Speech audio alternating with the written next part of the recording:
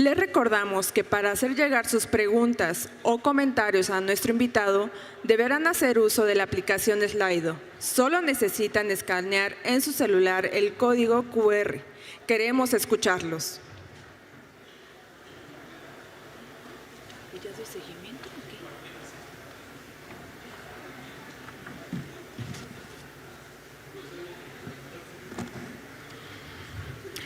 A continuación, daremos inicio a nuestra entrevista magistral titulada Orgullo Mexicano.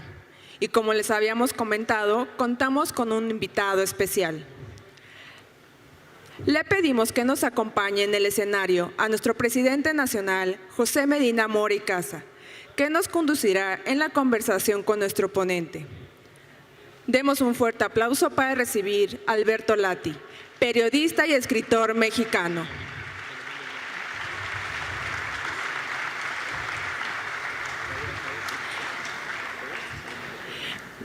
Mientras se preparan en el escenario, me permito leer una breve semblanza de nuestro ponente.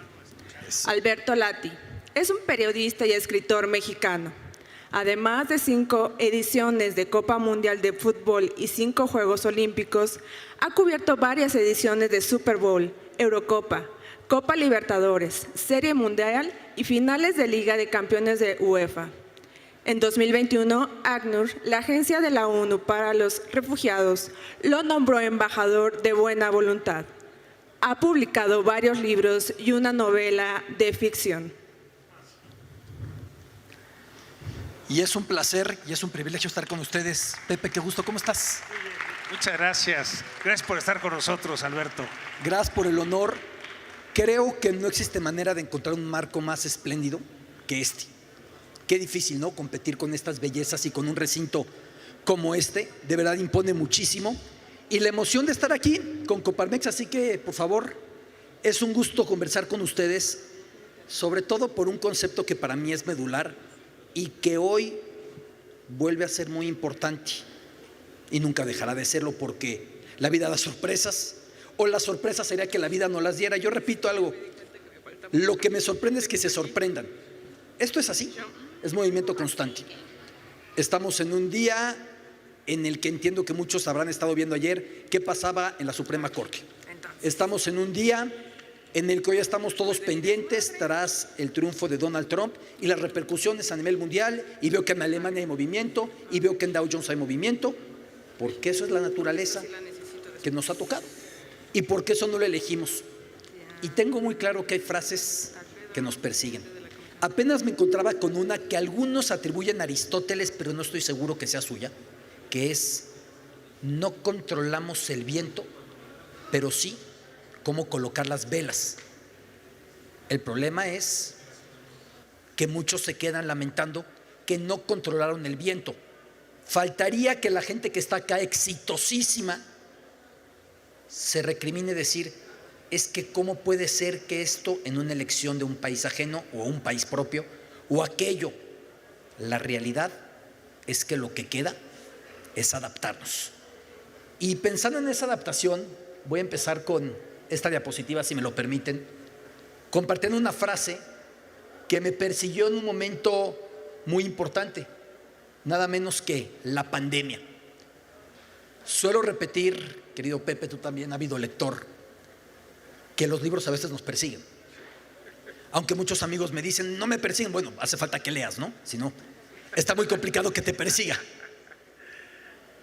En la pandemia, en un momento de máxima incertidumbre, me topé releyendo a Dickens con esta frase: era el mejor de los tiempos, era el peor de los tiempos, la edad de la sabiduría y también de la locura. ¿Por qué me parece pertinente colocarla para empezar esta charla? Porque las cosas no son de un color.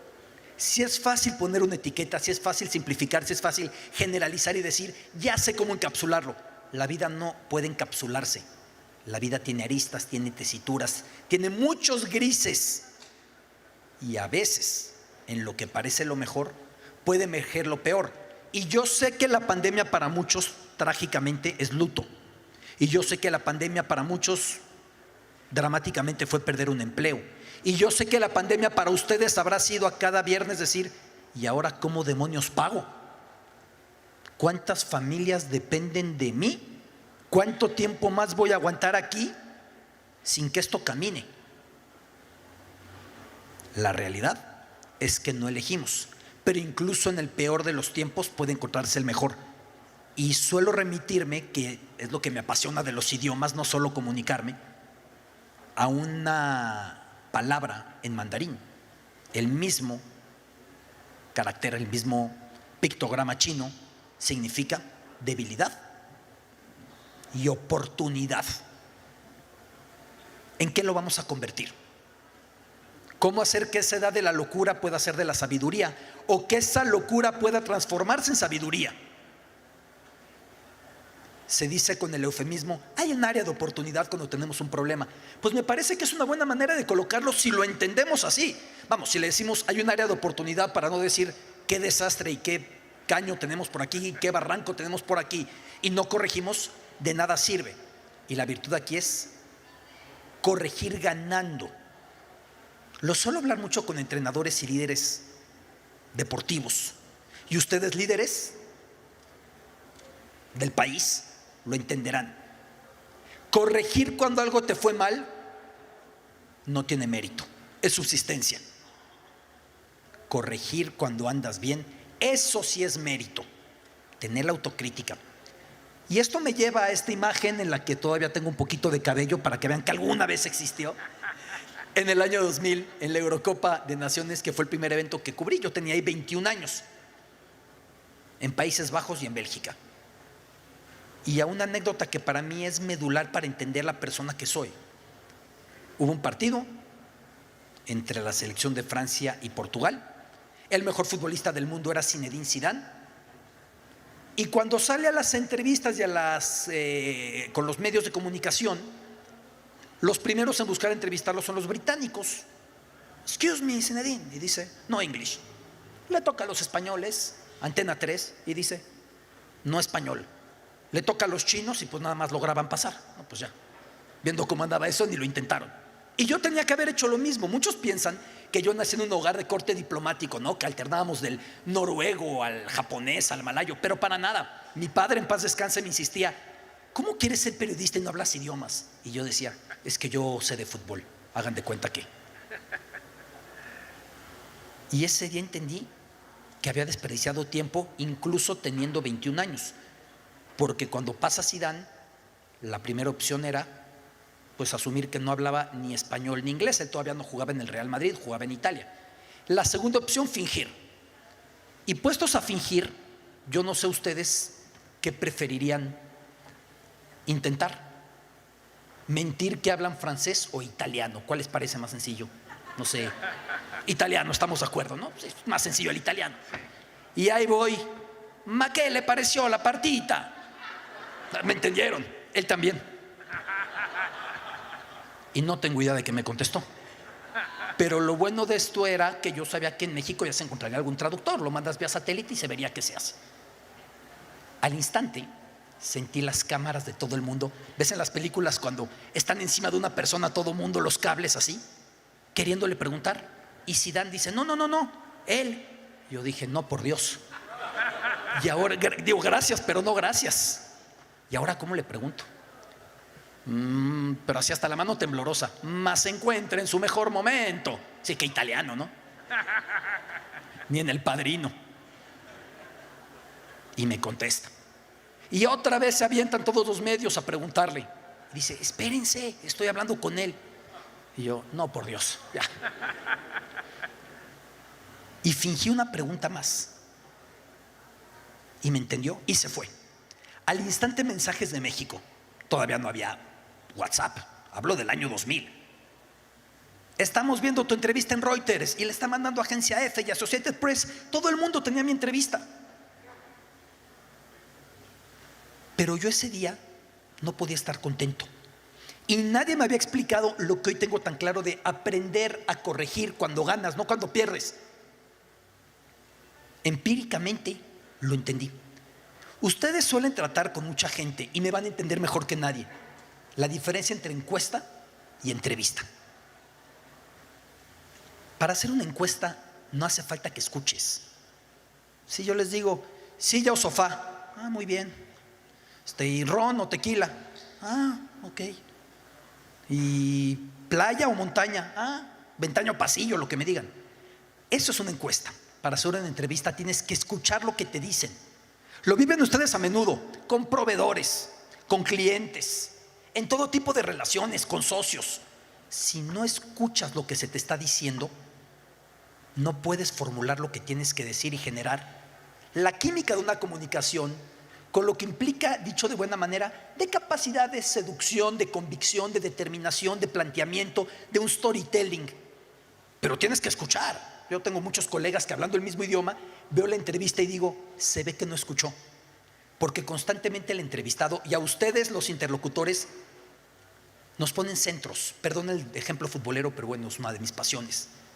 ¿Qué es un centro? Pues un balón que te ponen para que lo empujes, ¿no?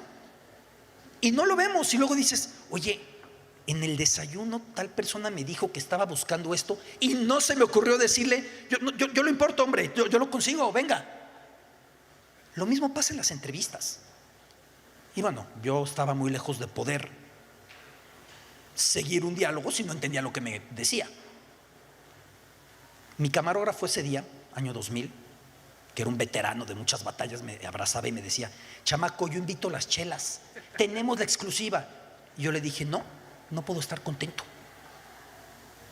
Desde que tengo 6 años de edad, lo pueden decir mis maestras de kinder, de primaria, yo dije que yo iba a ser comentarista deportivo. Así era. Yo jugaba tan mal fútbol que sin darme cuenta me empecé a adaptar. Dije, si quiero seguir en mi pasión, no va a ser jugándolo, sino contándolo. Desde que tenía 6 años. Y entonces mis amigos jugaban y yo los veía jugar y yo dizque comentaba. Darwinismo puro. Pero en ese momento yo pensaba, tanto soñé con esto, y cuando llego a tener enfrente de mí, yo no sé si se me vuelve a presentar, tener al mejor futbolista del mundo frente a mí. ¿Quién me iba a decir el privilegio que he tenido de encontrarme con leyendas de toda índole? Del cine, de la música, jefes de estado, lo que me digan. He sido muy suertudo. Yo ahí decía, a lo mejor no me vuelve a pasar. Y cuando lo tuve enfrente, terminé cacareando como si fuera Vito Corleone. Ese día yo decidí, viendo esa sala de prensa en Bruselas, que si yo quería competir con los mejores periodistas del mundo, yo tenía que estar armado por encima de ellos, no igual, por encima de ellos. O cuando ustedes ponen un negocio con el éxito que ustedes logran, dicen, ojalá me vaya igual que a la competencia. No me los imagino así. Ojalá le gane a todos. ¿El mercado de cuánto es? Pues voy por todo el mercado, voy por todas las canicas. Por eso están donde están y por eso generan los empleos y el valor que generan. Esa es la realidad. No pensar en tu calle, en tu barrio, en tu ciudad, en tu región, en tu país. Pensar a nivel mundial. Me emocionaba, me estaba contando de CompuSoluciones, cómo se van ampliando, que ya están en Houston ahora. Desde Guadalajara, lo que esto ha ido creciendo, por decir el ejemplo que tengo el gusto de conocer a través tuyo. Pero tenemos que pensar en lo máximo. Por ahí encontrarán hoy mi libro 100 Glorias de México, en el que lo que más me emociona es ver a mexicanos que dijeron, no me basta con ser el mejor de la cuadra o del país. Vamos por todo. Si yo quiero competir con los mejores reporteros del mundo, tengo que ir armado de mejor manera. Y terminando ese viaje, en el aeropuerto de Bruselas me compré un diccionario español-italiano que conservo, chiquito, y 2 libros en italiano, los únicos que había, y empecé a leer en italiano y yo iba traduciendo las palabras que veía, y así empecé a hablar italiano. No es la mejor manera, pero aprendí. 2 libros malísimos, por cierto, uno de autoayuda, porque tú si tienes fe.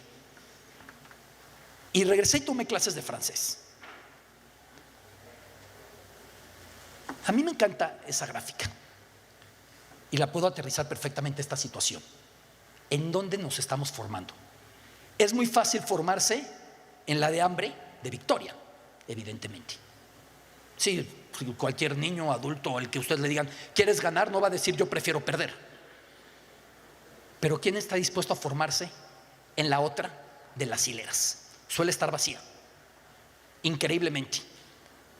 Y pienso en Hugo Sánchez cuando se fue a jugar a España. Era un tipo acrobático, no especialmente técnico.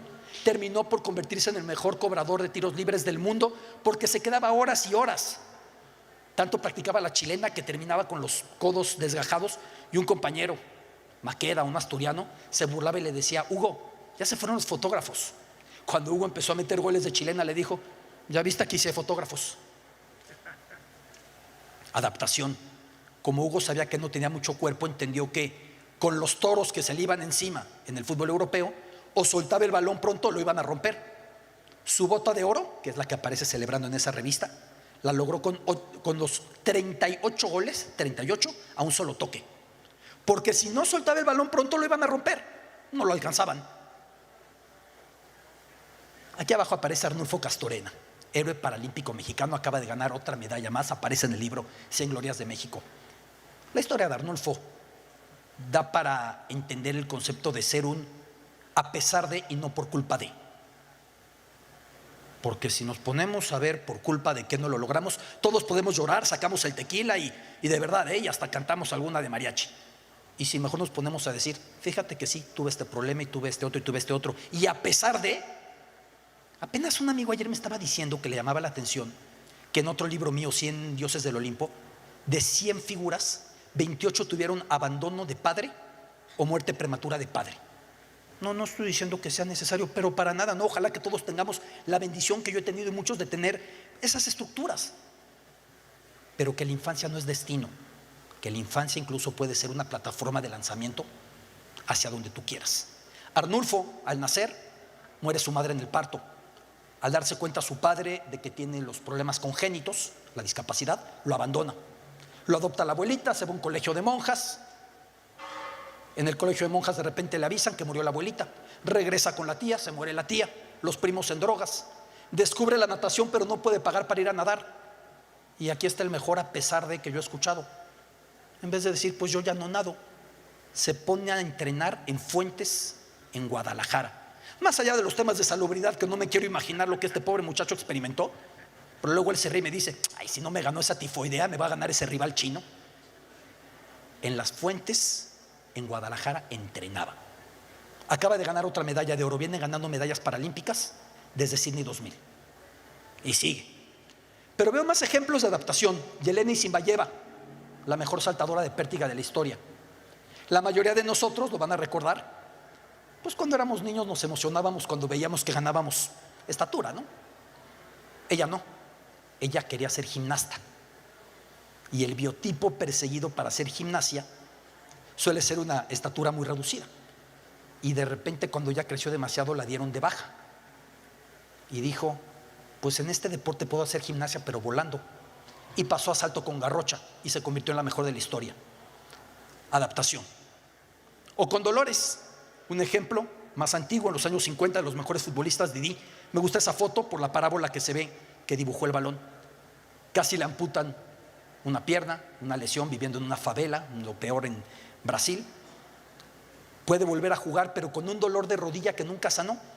Y se da cuenta que después de esa lesión, la única manera de pegarle a la pelota es hacerlo diferente, porque de la misma manera no aguantaba los dolores. Inventa una manera de pegarle, la folia seca, hoja seca, pues como una hoja en otoño que va cayendo el balón. Es una técnica que David Beckham siguió, Cristiano Ronaldo siguió, pero todo por la necesidad. Adaptación. Y que en esa amenaza, y sé que hoy nos sentimos amenazados, todos van a decir: más. Sí, más no, es que esto parece que es como piñata, ¿no? Cada día otro golpe y otro golpe. Bajo esa amenaza nos tenemos que fortalecer. Usain Bolt, el hombre más rápido de la historia, se va de Atenas 2004 con esa imagen en camilla. Le dijeron que él ya no iba a poder correr, era un adolescente, porque tenía escoliosis. Cuando tienes la columna vertebral con una curvatura, casi como en ese. Algún ortopedista lo podrá explicar mucho mejor que un servidor. Todos le dijeron que no, menos un doctor alemán que le dijo muy germánicamente: hay una manera de que sigas. Sí y solo sí fortaleces abdomen y espalda como ningún velocista lo ha hecho. ¿Eso qué significaba? Que a la par de su entrenamiento diario, él tenía que entrenar otras 2 horas, y se van a acordar del cuerpo de Usain Bolt. Por eso su biotipo era tan diferente al del común de los velocistas, porque él tuvo que trabajar doble. O me contaba Nuria Diosdado, nuestra sirena, nado sincronizado. Ella no era elástica.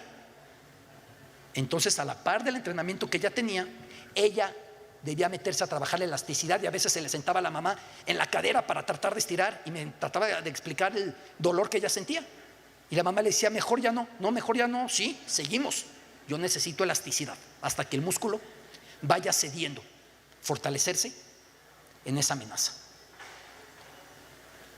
Terminamos con lo de Zidane en 2000 y vino lo de Japón en 2002. Me fui a vivir a Japón. Y ustedes dirán, no, bueno, ya con lo que nos contó de los idiomas, el diccionario italiano, ya Lati, pues fue de maravilla. Antes de irme me encontré con un alto ejecutivo de una empresa textil que me dijo, oye, qué bien que vas a ir a Japón a esta edad. Yo tenía 23 años. ¿Vas a aprender japonés? Y yo que contesté, no. ¿Para qué? El mismo que había dicho que los idiomas son imprescindibles y tenía que ser competitivo, porque muy seguido los primeros que torpedeamos lo que tenemos que hacer somos nosotros mismos. Yo le temo a la censura, pero mucho más a la autocensura. El no creo que se pueda o el no se puede.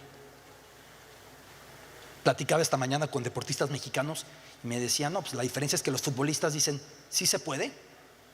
Y nosotros decimos, los paralímpicos, ¿por qué no? Y ese ¿por qué no? Me encanta. No hay garantía. Y desperdicié tiempo en Japón pensando que Japón se iba a adaptar a mí. Y ustedes sabrán que Japón no estaba muy preocupado por mí, ni poquito. Un país con lo ejemplar que fue, la manera en que se levantó de los excesos de la Segunda Guerra Mundial, las bombas atómicas, los desastres que también ellos hicieron en Manchuria, en la península de Corea, y que se levantaron trabajando. Y yo iba a llegar con esa carita de niño a decirles cómo se trabaja. Cuando me cayó el 20 descubrí una cultura que me sigue cautivando, pero todavía lamento que en esa estancia en Japón no logré colocar en la pantalla hace 22 años todo lo que era Japón, y que entendí Japón mejor cuando me había ido que cuando estuve. Es como si hacen un negocio de algún tipo y ya que terminó y vendieron dicen, fíjate, ya lo vendías, ahorita apenas es que le entiendo. Quizá les haya pasado. Y terminé con Japón y venía a Alemania. Y en Alemania, para el Mundial 2006, yo decidí que quería entrevistar a los grandes personajes alemanes de cualquier índole. Los que sean rockeros, la banda Scorpions, su canción Wind of Change es importantísima para entender la caída del muro de Berlín. Angela Merkel, que era candidata a canciller, le ganó justamente el año que yo estaba ahí viviendo, le ganó el máximo puesto político a Gerhard Schröder, regresando la derecha y saliendo la socialdemocracia, regresando la democracia cristiana con Angela Merkel en ese momento. Pero me faltaba una entrevista con este señor, el Kaiser del deporte motor, Michael Schumacher. Y ahí se me generó una frase que trato de mantenerme pegada, que es llevar el no al límite. No es lo mismo que no aceptar el no. El que no acepta el no vive muy frustrado, o no vive. El no es parte de la vida y el no nos hace bien y el no nos fortalece y el no nos da elementos para ir mejor a la siguiente. Yo le llamo llevar el no al límite, viendo dónde te conformas o hasta dónde luchas.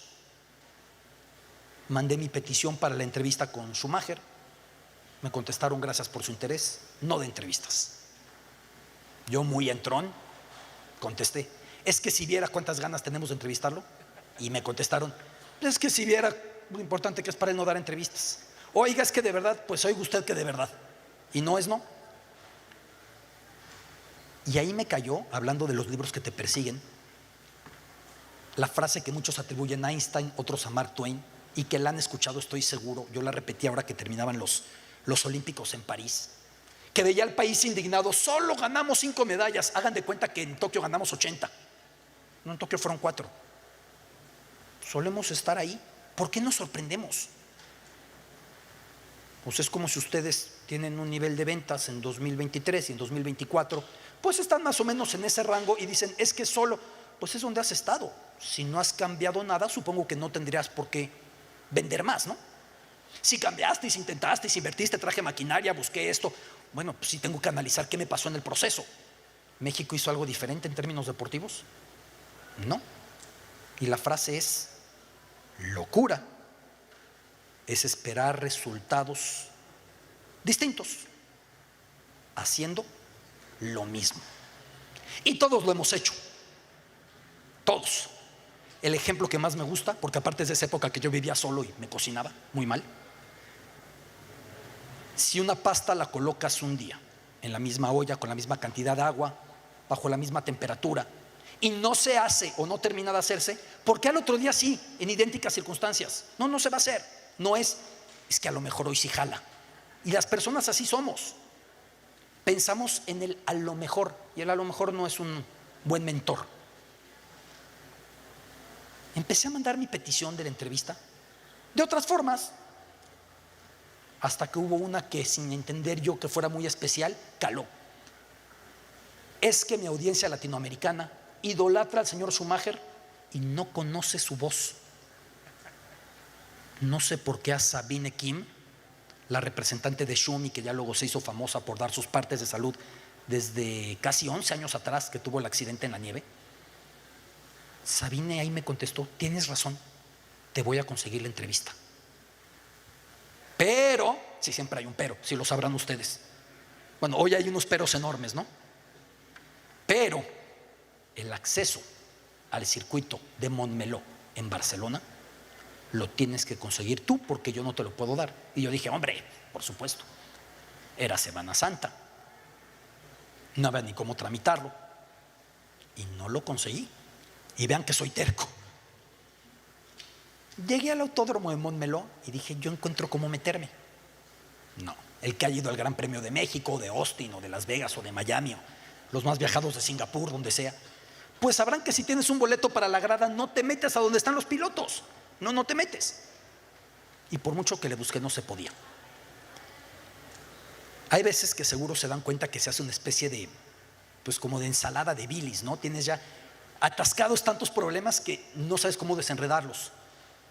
Pensé: a ver, lo más difícil de entrevistar a Schumacher es tener la entrevista. El tipo no da entrevistas. Eso ya lo tengo, 1-0. Lo segundo más difícil, meter la cámara. Viajemos a 2006, que afortunadamente muchos son mis contemporáneos, que otra vez fui a una preparatoria y dije: viajemos a 2006, y todos: no, bueno. Hoy por hoy entrevistas a alguien con tu celular. En Moscú me encontré a la banda Franz Ferdinand, me entrevisté a Kapranos, a su vocalista, con mi celular. O en Río me encontré al cineasta Mireles, el autor de Ciudad de Dios, película tremenda de las favelas, y lo entrevisté con mi celular. En 2006, acuérdense el celular que usaban, a lo mejor jugando a la viborita. En 2006, la calidad de audio y video que lograbas no daba para tele. No daba, o sea, no era de querer o no querer. Necesitaba yo meter un armatoste, y eso era más complicado que meterme yo. La mejor manera, y esto sería muy Sir Arthur Conan Doyle, Sherlock Holmes, la mejor manera de no tener que meter la cámara es que ya esté adentro. Pues voy a buscar un camarógrafo que esté adentro. Y empecé a hacer llamadas, hasta que di con un alemán que estaba adentro. Finalmente yo en ese momento vivía en Múnich. Hola, mucho gusto, soy Alberto de la televisión mexicana, estoy en Barcelona. Ah, yo también. No, pues sí, hombre, por eso te llamo. Sí, qué casualidad. Es que tengo una entrevista con el señor Schumacher. Un Mugleg, imposible, no puede ser. El señor Schumacher no da entrevistas. Yo llevo viajando con él 10 años por todo el mundo. No da entrevistas. Tengo la entrevista. No, seguro es la conferencia de prensa. Si la necesitas, yo te la grabo y te paso el cassette. Todavía el cassette, no de ahorita de WeTransfer o digital. Yo te paso el cassette. Si no, el paleolítico. Sabine me dio la entrevista. Déjame checar. No sé decirles si pasaron 2 minutos, 5, 10, 20, a que me marcó de vuelta y me dijo: yo te grabo la entrevista. Le marqué a Sabine y le dije: a ver, ya resolví esto, falta que entre yo. Yo ya hice un gran esfuerzo, ¿qué podemos hacer? Y Sabine me hizo la propuesta más insólita de mi carrera. ¿Estarías dispuesto a entrar como mecánico de Ferrari? Sí, pues sí. Faltaba que le dijera: no, de Mercedes. Yo, por supuesto. Y al otro día ahí voy. Me acuerdo que cuando íbamos pasando con mi acreditación de mecánico de Ferrari, iba con el coche con 2 italianos. Dije, a ver si ahorita pasando no me piden una prueba para ver, ¿no? Oiga, revísele el aceite al coche. Soy más torpe. Hasta mi mujer me ayuda a cambiar un foco. Soy terrible para todas las cosas mecánicas. Y así fue como entré y entrevisté a Michael Schumacher. No hay garantía cuando queremos llevar el no al límite de que funcione. No nos vamos a engañar. Pero al menos nos acercamos y yo duermo más tranquilo. 4 años después, viviendo en Sudáfrica, llevé el no a todos los límites y no pude entrevistar a Nelson Mandela. Y trabé amistad con su nieto y con su secretaria. Alguna vez a su nieto le dije, Mandla, te dejo esta cámara. El día en el que veas a tu abuelo de buen ánimo en el jardín, ya no entrevista, que mande un saludo a México para el Mundial. Y me dijo, a ver, Alberto, mi abuelo dedicó toda su vida a lo público. Pasó casi 30 años en la cárcel, sacrificó todo. Si casi con 90 años él me pide que quiere que todo permanezca en lo privado, ¿quién soy yo para quitárselo? Guardé la cámara y le dije, no te vuelvo a molestar. Hay que entender, el no es parte de la vida. Digo, alguna vez mi hijo, el mediano que tiene 8 años, me escuchó una conferencia con esto del no al límite y en la noche le dije, ya a dormir. Y me dijo, quiero llevar mi no al límite. Muy bien hecho, pero ya a dormir. Terminando esa entrevista con Shumi, se hizo tal relación que le escribí a Sabine, Sabine, me gustaría volver a entrevistar a Michael. Sí, claro, ¿cuándo vienes? Y ahora lo vi en Jerez de la Frontera. Curiosamente las dos fueron en España. Y cuando me ve me dice, hola México. Michael Schumacher, ¿cómo se acuerda de mí? Yo no doy entrevistas. A veces se puede. No hay garantía de nada, pero sí de algo, que tenemos que generar esa ventaja competitiva. Muchos se sorprendieron de que en los Olímpicos de París, los que me hicieron el favor de verme en las transmisiones que Claro Sports me dio el privilegio de transmitir, muchos se sorprendieron. Me decían, es que tenías datos de Tayikistán, de Islas Mauricio. Y yo pienso, pues si ya sabía que iban a desfilar, malo que no los tuviera. Cuando ustedes van a hacer una inversión, no se les escapa nada. No dejan ningún cabo suelto. Pues están pensando en cómo van a manejar su patrimonio, cómo van a manejar sus decisiones y cómo van a generar valor. ¿Cómo generamos una ventaja competitiva? Y yo no creo en aquello de tengo que llegar con igualdad de circunstancias. Si de mí depende y a costa de mi sueño depende llegar no con igualdad, sino con mejores condiciones, ¿por qué no?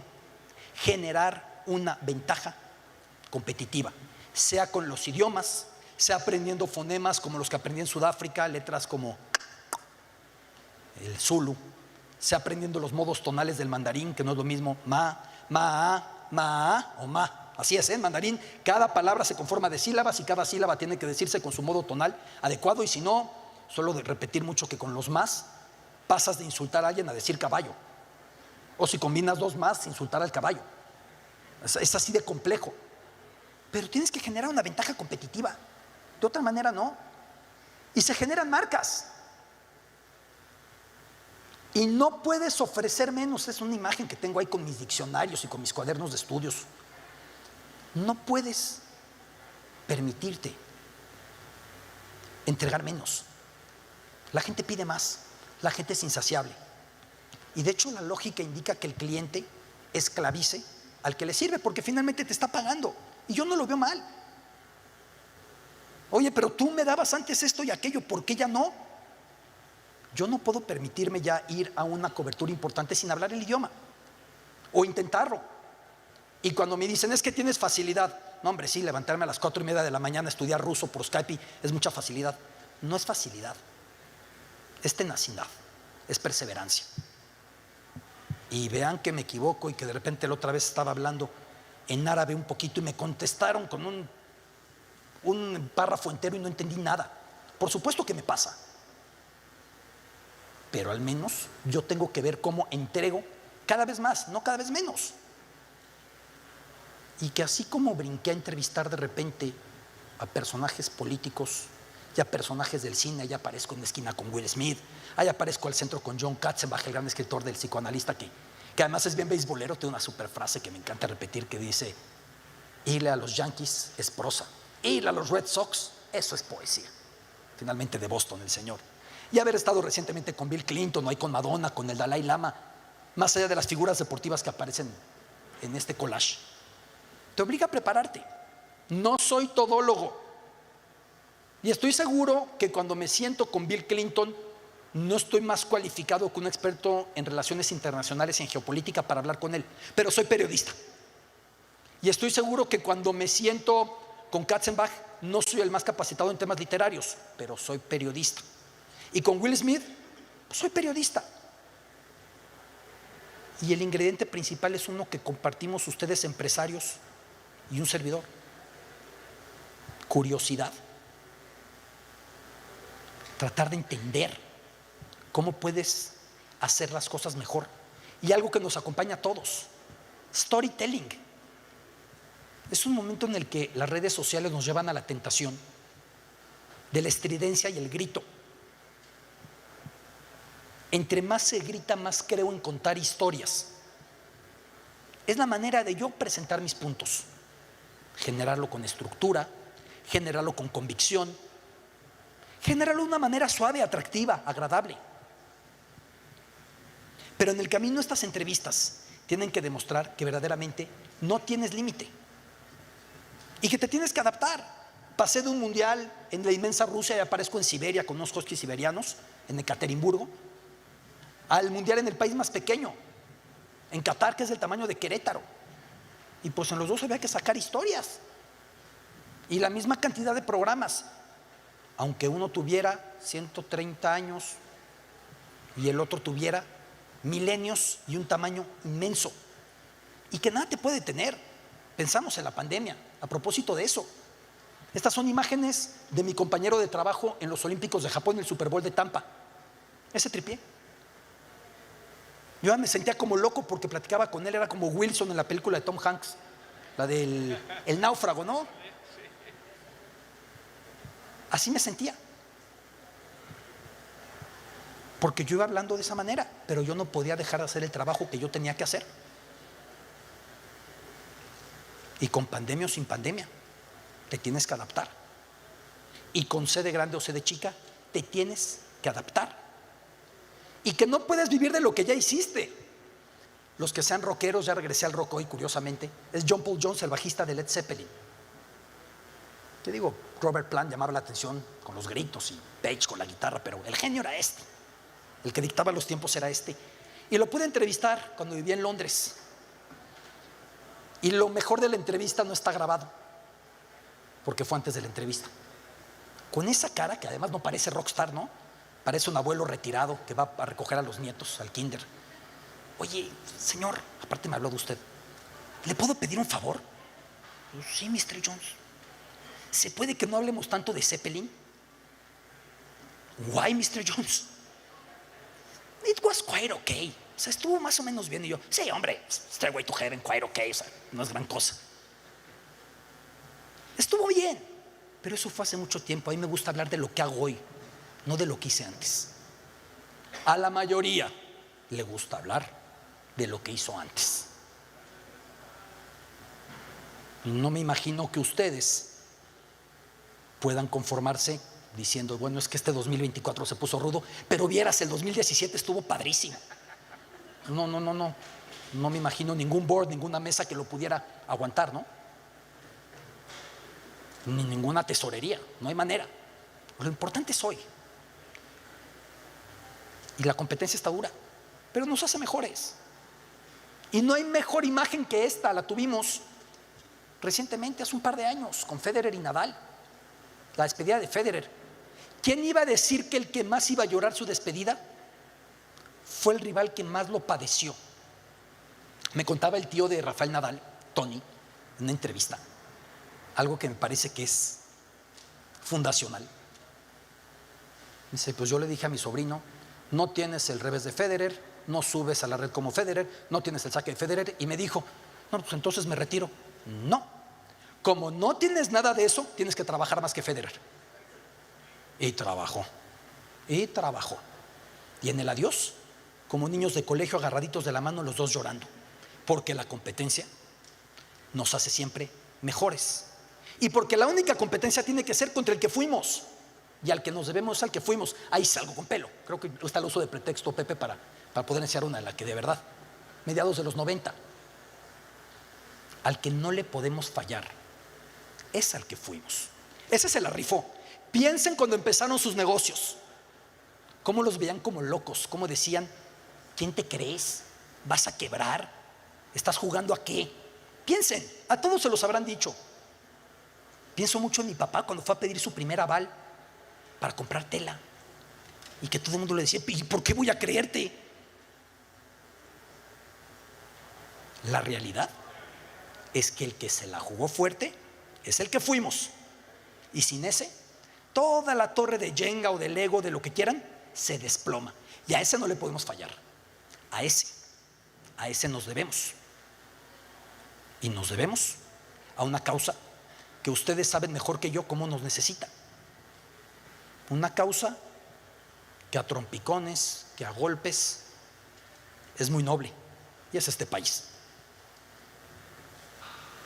Podemos pasar mucho tiempo hablando de los por culpas de,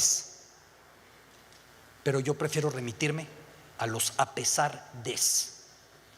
Por culpa de la reforma fiscal, y por culpa de esta volatilidad, y luego por culpa de lo que pasó en Ucrania, y luego por culpa, no hombre, sí, nos seguimos todos y les digo, lloramos juntos. A pesar de, y a pesar de, y a pesar de, aquí estamos. Y aquí seguimos. Y no es opcional.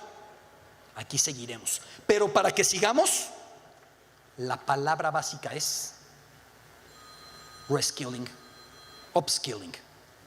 Cómo renovar nuestras habilidades. No creo yo tanto hoy en acumular conocimiento, y lo digo yo que tengo una buena memoria y me encanta hacerlo. Creo en aprender habilidades y refrescarlas y elevarlas. No podemos pensar que alguien va a poder trascender si no desarrolla esa capacidad para adaptar sus habilidades. Y para ese upskilling, sin la adaptación, no vamos a ningún lado, porque puede costar trabajo. Y con esto termino. Si a las personas nos hubieran preguntado a nuestro antepasado primate, oye, ¿qué prefieres? ¿Que se despegue el dedo pulgar para que sostengas las cosas? ¿O que desarrollemos en las cosas velcro para que se peguen? No, hombre, pues ponles velcro. Siempre es mejor que lo demás cambie, pero ya sabemos que lo demás no va a cambiar. El viento no lo cambiamos nosotros. ¿Cómo movemos las velas? Sí. Y aquí estoy con expertos en esa navegación. Qué honor estar con ustedes. Muchas gracias.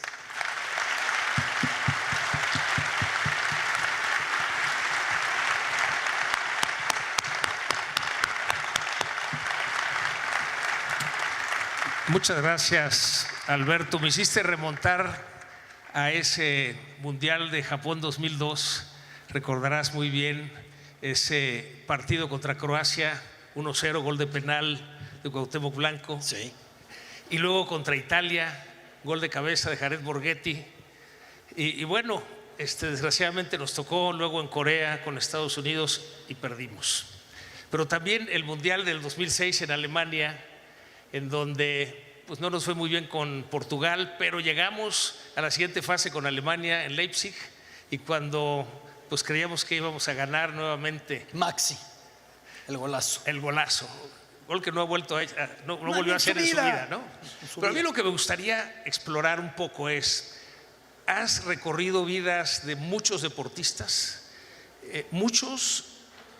paralímpicos. Sí. El caso de Arnulfo, el que entrena en Las Fuentes, en Guadalajara, porque no tiene para entrenar en una alberca. Lo que me gustaría que nos compartieras es qué es lo que has encontrado de características comunes en estas personas, estos atletas paralímpicos que han logrado superar lo que cualquiera podría decir, pues mira, yo no puedo, y que a pesar de lo lograron. ¿Qué pudiéramos aprender de ellos? ¿Qué características comunes tienen? Y estoy seguro que muchos acá se van a identificar. La capacidad de adaptación e improvisación de este pueblo es única. Yo suelo contar mucho, Pepe, me parece que alguna vez te la comenté, que cuando vivía en Alemania, en esa época me ponían, yo trabajaba en Televisa, una antena, y me capacitaban para operarla y para mandar mi imagen por encoder a México y transmitir en vivo de la terraza. Y una vez la televisión alemana vino a verme. Y en el corte, pues yo hice lo que solemos hacer, me puse de acuerdo con director de cámaras, conductor, productor. Entonces caigo, mando, tú mandas, oye, pero aguántame, ¿pero qué hacemos? Y me dijo el alemán, son unos genios. Aquí para hacer eso, desde el lunes hacemos un ensayo, mandamos tiempos, los revisamos, los checamos, focus group. Y ustedes lo hicieron mejor. ¿Cómo lo hacen? Digo, es que somos mexicanos. O como dijo Guillermo del Toro, because I'm Mexican. Y aquí ustedes lo van a entender. Cuando Belén Guerrero llega a los Olímpicos de Atenas, la gran ciclista mexicana, medallista de plata, su bici tenía una ligereza por unos pocos centímetros. Y le dicen de la UCI, lo que es la FIFA del ciclismo, no vas a poder competir. Y el hermano dice, ¿cuánto le falta? Tantos gramos. Le pegó 2 monedas de 5 pesos a cada lado del manubrio. Oiga, no se puede. ¿En dónde dice que no? Ahí está el peso. Y es preciosa esa imagen de Belén. La bici llevaba 2 monedas de 5 pesos de cada lado del manubrio. Ustedes han puesto esas monedas de muchas maneras. Esa capacidad de adaptarnos y de subsistir bajo maneras impensables, ¿no? Sí, iniciaste la conferencia platicando pues de esta realidad del cambio que hemos tenido en México. Platicábamos cuando estabas, por cierto, en el Yankee Stadium, el día que perdieron los Dodgers, el único partido que perdieron los Dodgers. El único. Sabíamos que iban a ganar los Dodgers, nada más les tomó un partido más. Pero platicábamos de estas dificultades que van apareciendo en el país. Estamos ante un nuevo régimen. Comentabas al principio, bueno, ya está validada la reforma del Poder Judicial, se van a elegir jueces, magistrados y ministros. Ya ganó Trump, ya dijo que va a amenazar si no controlamos migración. Es decir, como que se vienen todas esas dificultades. ¿Cuáles son esas características que de alguna manera nosotros en Coparmex pensamos hay que poner los pies en la tierra, aceptar esa realidad, pero ver el futuro con esperanza? ¿Qué es lo que nos pudieras recomendar ante esta situación, ante estas dificultades que parecieran que se nos vienen encima en este momento tan crítico del país? Que por cada puerta que nos cierren, y sabemos que el moto de campaña de Trump es usarnos de piñata. Cada que tengo un problema va a sacar, es que México y es que los migrantes comieron gatos. Cualquier cosa que llegó a decir en su campaña, nos va a usar. Pero cada puerta que cierre tenemos que abrir otra. Y yo pienso constantemente en ese afán de pensar distinto, en esa resiliencia, en que nosotros nos tenemos que adelantar. ¿Cómo adelantarnos? Me llamó la atención porque decías tener esperanza siempre, pero no descartar el pesimismo. Apenas hace un mes que entrevisté a Bill Clinton, 2 meses. Me dijo Clinton, una figura que yo no sabía que existía, a lo mejor ustedes sí, que él tenía en el Pentágono un encargado que era el pesimista. Su trabajo era de cada decisión que Clinton iba a tomar decirle el peor de los escenarios posibles. O sea, por decir, voy a subir las escaleras, no, pues pisas chueco, te rompes, te da gangrena, y de cada situación me decía, y entonces yo ya podía analizar los riesgos y decir, pues si se da el 1% de que el pesimista ahora sí tenga razón, yo al menos ya entendí y sé costo-beneficio si me lanzo o si no. Entonces, por un lado, el equilibrio entre la esperanza, pero esa esperanza se teje haciéndonos resilientes y asumiendo los riesgos que ustedes por naturaleza viven corriendo, ¿no? Esperar lo mejor, pero prepararnos para lo peor. Y una última pregunta, y más en Por nivel favor. personal. Nos pregunta alguien aquí de la audiencia que seguramente has tenido que sacrificar algo en lo personal. ¿Cuál ha sido la decisión más difícil que has tomado al respecto? Y ha habido muchos momentos. Hay algo que yo tengo muy claro y que solo entendí desde que soy papá. Mi hija mayor tiene 11 años. Yo me fui a vivir al exterior, me fui a vivir a Japón teniendo 21 años, 22 años. Y hoy me doy cuenta que mis papás la sufrieron más que yo. Porque ahora que me voy a París o me voy a Tokio, yo extraño a mis hijos más que ellos a mí. Y seguro sí me extrañan mucho, espero. Y sí me extrañan mucho.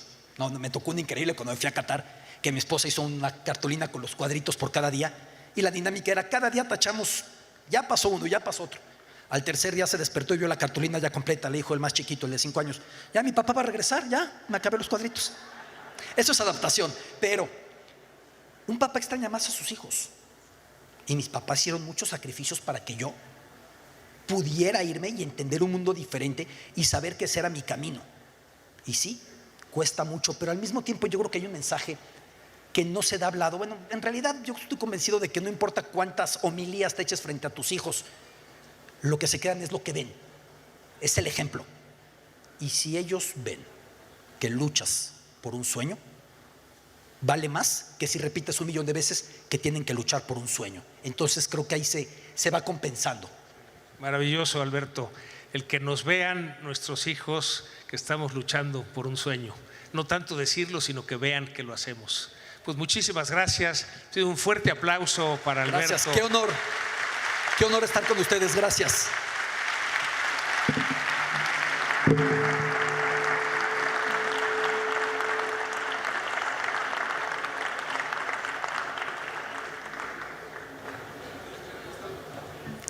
Agradecemos a nuestro invitado especial y a nuestro presidente. Y ahora le pedimos a Alejandro Puente pase al escenario para entregar un reconocimiento a nuestro ponente. Este reconocimiento simboliza nuestro profundo agradecimiento por su compromiso y experiencia compartida. De verdad que para competir con el lugar hacía falta mucho. Qué belleza. Muchas gracias y qué honor estar con ustedes.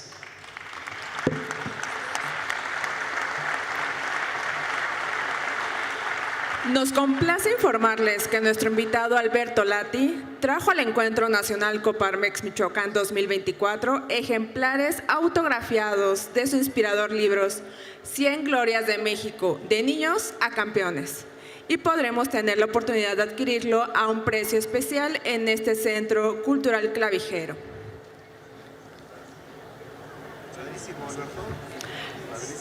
Los invitamos a escanear el código que aparece en la pantalla para responder la encuesta de satisfacción sobre esta entrevista. Su opinión es muy valiosa y nos permite mejorar para ustedes.